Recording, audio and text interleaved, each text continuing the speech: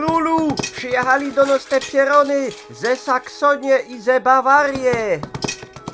No ale im wdupcymy Gott mit uns.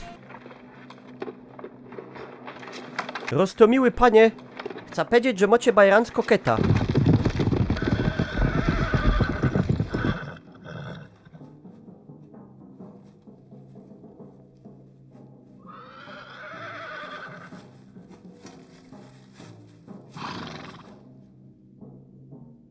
Noż wielgi Meister Ulrich von Jungingen zasyło taki gryfny geschenk, bo pado, żeście są Poloki, boroki.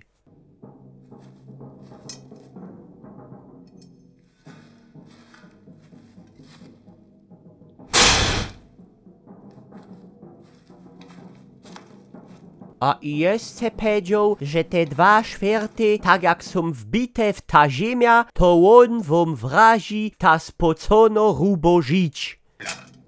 Genek, weź to na Ajza. Sprzedomy będzie na Jabola po bitwie.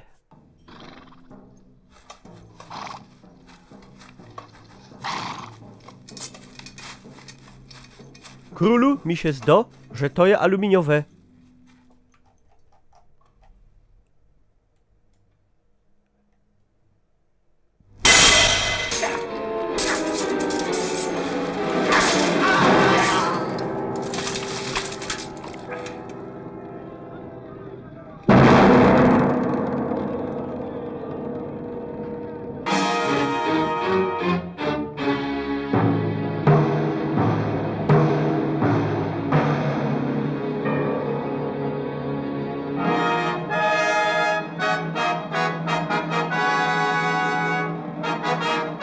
To je niby ten srogi majster, który sam dzisiaj rano przyjechał z tych richtig fajnych Niemiec.